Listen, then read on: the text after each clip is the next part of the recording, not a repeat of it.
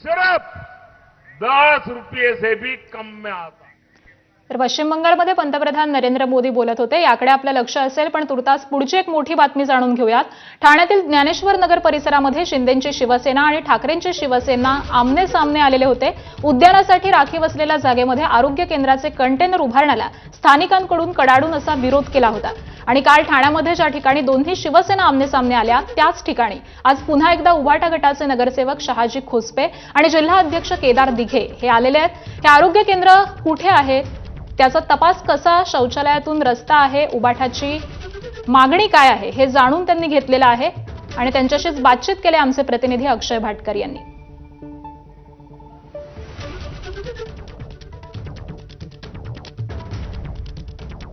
हा कंटेनर दिसतोय, आरोग्य केंद्र दिसते, तर इथे हे शौचालय वरती होता तो रस्ता, त्या रस्त्यातून समजा एखाद्याचा अपघात झाला, एखाद्याला भुवळ आली किंवा एखाद्याला अत्यंत इमर्जन्सीमध्ये या आरोग्य केंद्रात जायचं असेल तर असा रस्ता पार करून या शौचालयातून यावं लागेल, मग हे आरोग्य केंद्र इथे उपलब्ध आहे। तर हाच मुद्दा होता जे उबाटा गटाचे शहाजी खुसपे आहेत त्यांचा, आणि आज पुन्हा एकदा त्या ठिकाणी शहाजी खुसपे, केदार दिघे हे आलेले आहेत। आपण त्यांच्याशी बोलूया। शहाजी सर, 2 मिनिटं। तुमचा मुद्दा मुळात जो होता तो आता दिसलेला आहे, काय नेमकं होतं, तुम्ही आता मागणी काय करा की एवढं काल भांडण होऊन एवढे विरोध करून देखील हा कंटेनर इकडे दिसलेलाच आहे, त्यांनी बसवलेला आहे, एवढं विरोध करून पण कंटेनर कसा आला? मला मुळात हेच कळत नाही की महापालिकेचे जे अधिकारी आहेत ह्यांना हे सामान्यातल्या सामान्य माणसाला सुद्धा कळत आहे की आरोग्य केंद्र ह्या ठिकाणी योग्य जागेत नाही आहे। आरोग्य केंद्रासाठी जागा जी आपण आता पाहिली मुख्य रस्त्यालगत, तुम्हाला कुठे हवी आहे? मुख्य रस्त्यालगत, जे सुरुवातीला तुम्हाला दाखवली ना, मुख्य रस्त्यालगत तिथे आरोग्य केंद्र केल्या कारणाने रोडच्या पलीकडील जे 25-30 हजार लोकांचा लोकवस्तीचा भाग आहे त्या लोकांना पण येण्यासाठी ॲक्सेस मिळून जाईल। आणि हे जे आरोग्य केंद्र जिथे केलेलं आहे ह्या ठिकाणी लहान मुलांचं एकमेव गार्डन होतं।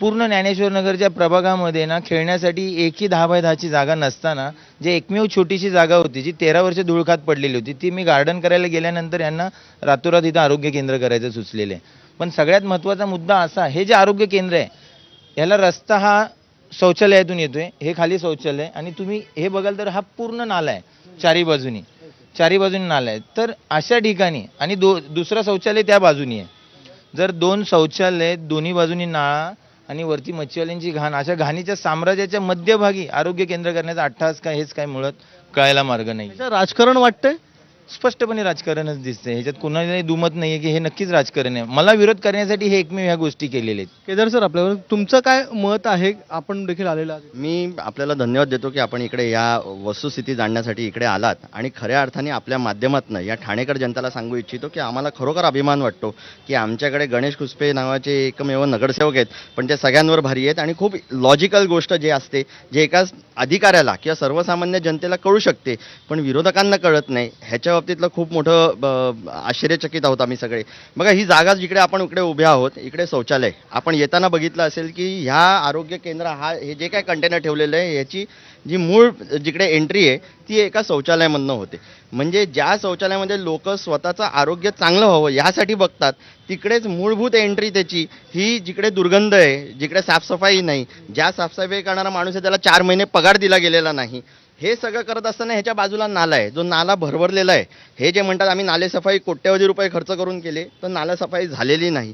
त्याचबरोबर इकडे लोकांना येण्याजाण्यासाठी शौचालयासाठी जो ब्रिज आहे त्यातला एक बॅरियर जो आहे तो तुटलेला आहे, म्हणजे इथे लहान मुलं जाताना कधीही काही घडू शकतं। आता ह्याच्या पलीकडे जाऊन जेव्हा तुम्ही म्हणता की आमचं ही ते लोकहितासाठी आम्ही करतोय आरोग्य केंद्र, आमच्या नगरसेवकाचं खरोखर कौतुक करावं लागेल की त्यांचं म्हणणं आम्ही तुम्हाला पूर्णतः सपोर्ट करायला तयार आहोत। जेव्हा विषय घेऊन चालता तेव्हा तुम्ही आरोग्य केंद्र मूळ ठिकाणी ठेवा, म्हणजे मुख्य रस्त्याला ठेवा, जिकडे तो खाचा म्हणजे जो एरिया पण आहे तिकडे जर का ठेवला तर जाण्या येणारा प्रत्येक व्यक्ती, उद्या अडचण आली, काही झालं, भोळ आली, कुठे प्रेशर वाढलं काय। आणि यानंतरची बातमी आहे बोंधू अशोक खरात प्रकरणासंदर्भातली। बनावट खाती प्रकरणी जगदंबा पतसंस्थेच्या व्यवस्थापकाला आता अटक करण्यात आली आहे। बोंधू अशोक खरातचे संबंधित 32 खाती ही उघडकीस आलेली आहेत। तर या प्रकरणी पतसंस्थेचे व्यवस्थापक